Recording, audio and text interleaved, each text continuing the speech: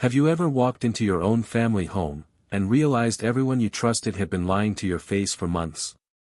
Because that's exactly what happened to me. The worst part wasn't losing money. It wasn't even the betrayal. It was discovering that my own brother and my parents had planned everything behind my back. And when I found out the truth, they actually expected me to apologize.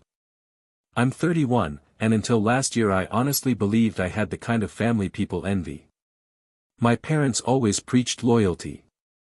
My older brother, Jake, was the guy who taught me to ride a bike, helped me through college, and stood beside me at every important moment in my life.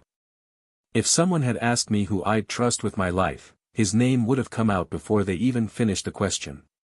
After years of working 60-hour weeks, skipping vacations, and living in a tiny apartment, I finally had enough money for a down payment on my dream house. It wasn't a mansion, but it had a big backyard, a garage, and enough space to finally feel like I was building a future. My family couldn't have been happier, or at least that's what I thought. My parents hugged me and said they were proud. Jake slapped me on the back and joked that he'd finally have somewhere nice to host football nights. Everyone smiled. Everyone celebrated. Looking back now, I realized those smiles weren't genuine. A week later, Jake called me. His voice sounded nervous, which was unusual for him. "Hey, can we grab dinner? I need to ask you something." I had no idea that one simple dinner would become the first move in the biggest betrayal of my life. We met at our favorite steakhouse, the one we'd been going to since I turned 21. At first everything felt normal. We laughed, talked about work, complained about rising prices, and watched the game playing silently above the bar. Then Jake put his fork down and looked at me with an expression I'd never seen before. "Listen. I need a favor." His business had been struggling. He'd expanded too fast, taken out loans, and now the bank was threatening to pull the plug. He told me he only needed a temporary loan until a big contract came through. I wouldn't ask if I had any other choice. He looked embarrassed. My older brother, the guy who'd always been the responsible one, actually looked like he was about to cry. I asked how much he needed. When he said $80,000, I nearly choked on my drink. That wasn't pocket change. It was almost my entire house fund. I told him I needed time to think. Jake nodded. "I understand." But the next morning my mom called. Then my dad. Then Jake again. Suddenly everyone had the exact same message. Family helps family. You know your brother would do it for you. It's only temporary. At first I resisted. Something deep inside me kept whispering that this didn't feel right. Every instinct told me to slow down. To ask questions. To see the paperwork. Instead, I let guilt take the wheel. 3 days later, I transferred the money. Jake hugged me so hard I could barely breathe. "You saved my life," he whispered. I believed him. For the next few weeks everything seemed fine. Jake stopped talking about money, and I assumed that meant the business was recovering. I even started browsing houses again, figuring I'd only have to delay my plans for a few months. Then something happened that made my stomach drop. I saw Jake pull into my parents' driveway. Behind the wheel of a brand new luxury SUV worth well over $100,000. And in that exact moment, every alarm bell in my head started screaming. I just stood there in my car, staring through the windshield. Maybe it was leased. Maybe it belonged to someone else. Maybe there was a perfectly reasonable explanation. That's what I kept telling myself. But when Jake climbed out wearing a brand new designer watch I'd never seen before, my chest tightened. A week earlier he'd claimed he couldn't even make payroll. Now he looked like he'd won the damn lottery. I tried not to jump to conclusions.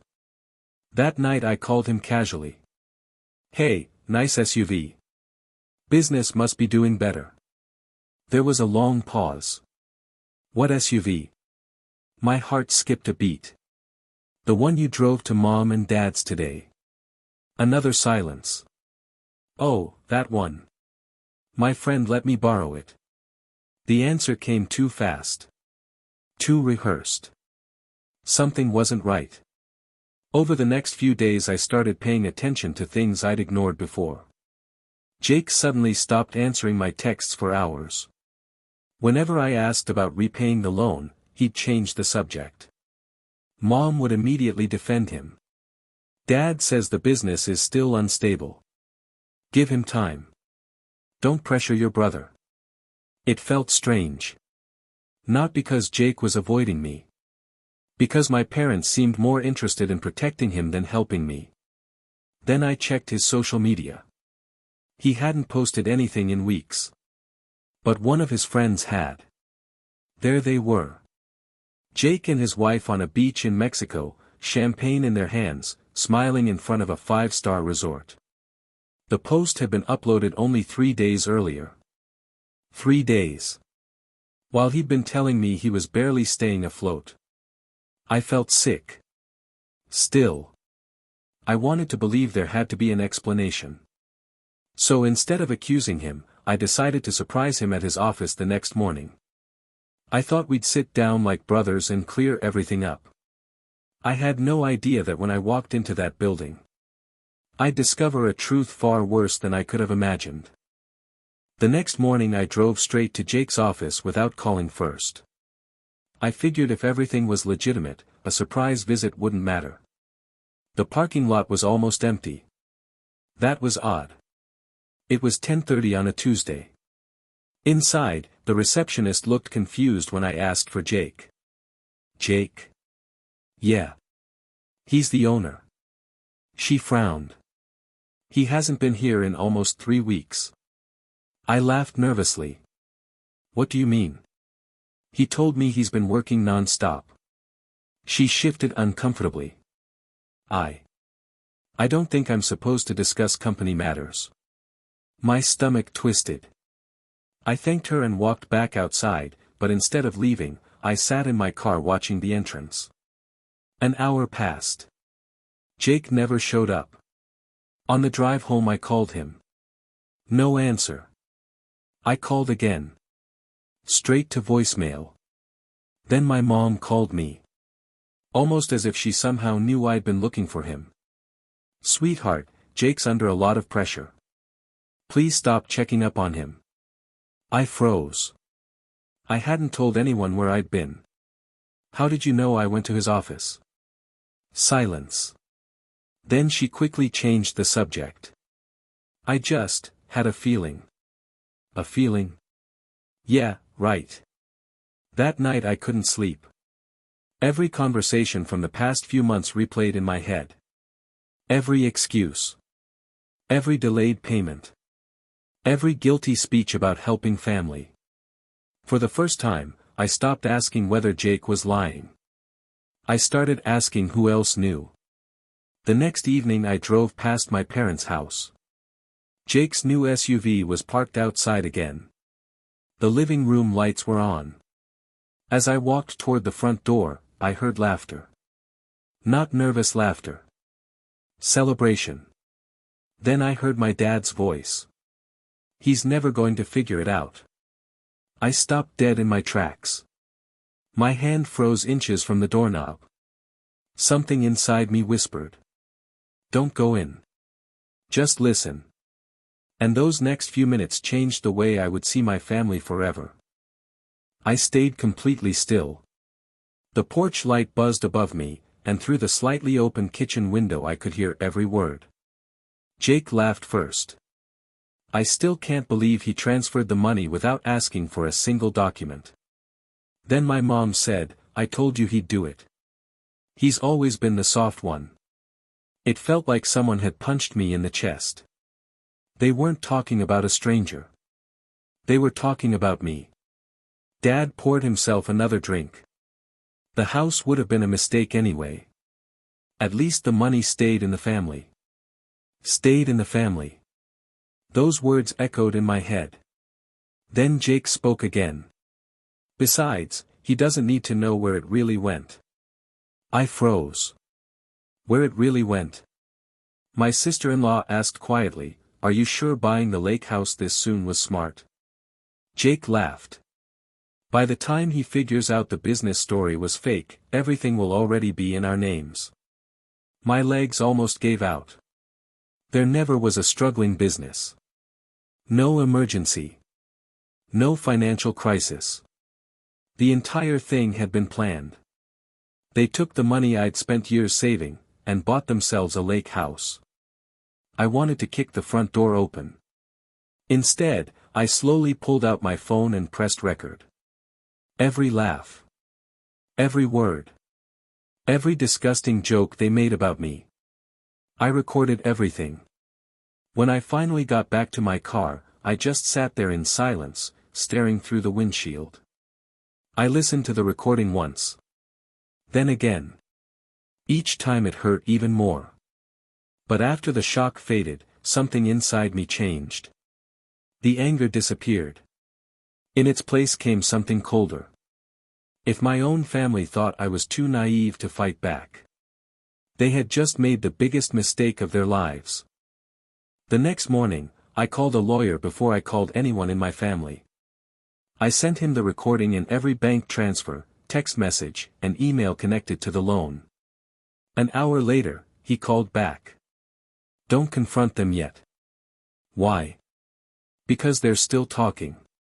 Let them dig the hole deeper." For the next 2 weeks, I acted like nothing had changed. I smiled at family dinners. I answered Jake's messages. I even asked how his business was doing. Every lie he told became another piece of evidence. Then I discovered something even worse. The money hadn't just paid for the lake house. It had covered the down payment. The remaining mortgage listed Jake and his wife as the owners. There was no plan to pay me back. Not next month. Not next year. Never. That was when my lawyer suggested something brilliant. Instead of warning them, we would invite the whole family over for what I called a housewarming celebration. Everyone accepted immediately. Mom offered to bring dessert. Dad promised steaks. Jake even joked, "Maybe next year you'll lend me enough for a boat." I laughed with him. Inside, I was counting the hours. None of them knew that hidden around my living room were cameras. None of them knew my lawyer was waiting in the next room. And none of them had any idea that before the night was over, every single lie they'd told was about to explode right in front of them. The house was full of laughter. My parents were in the kitchen. Jake stood on the patio with a beer, joking like nothing had happened. Watching them smile made my stomach turn. Finally, I tapped my glass. "Can I have everyone's attention?" The room went quiet. "I just want to thank all of you for always teaching me how important family is." They smiled. Then I picked up the remote. "I also want to play something." Jake frowned. "What is it?" I pressed play. His voice filled the room. I still can't believe he transferred the money without asking for a single document. The color drained from his face. My mom gasped. Dad nearly dropped his drink. Nobody spoke. The recording continued. Every lie. Every laugh. Every cruel joke. By the end, the room was completely silent. Jake finally stood up. "You recorded us?" I looked him straight in the eyes. "No. I recorded the truth." Mom started crying. Dad tried to interrupt. "This isn't what it sounds like." I slammed the folder onto the table. "It contains every bank transfer, every message, and the legal paperwork my attorney has already filed." Jake's confidence disappeared instantly. What lawsuit?" I took a slow breath. "The one that's going to recover every dollar you stole from me." For the first time that night, nobody had another excuse. Jake exploded. "You'd sue your own family over money?" I couldn't believe what I was hearing. "Over money?" I said. "You lied to me for months. You stole my future. Dad stepped between us. Son, let's be reasonable. I shook my head. Reasonable ended the day you all decided I was stupid enough to rob. Mom was crying now. We never wanted to hurt you. I looked at her.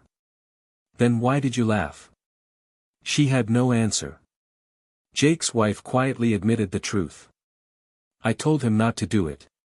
Jake spun toward her. Shut up. That was it. The perfect family image cracked right in front of everyone. I walked to the front door and opened it. My lawyer stepped inside. Behind him stood a process server. Jake's eyes went wide. No, you actually did it. The envelopes were handed out one by one. My parents. Jake. His wife.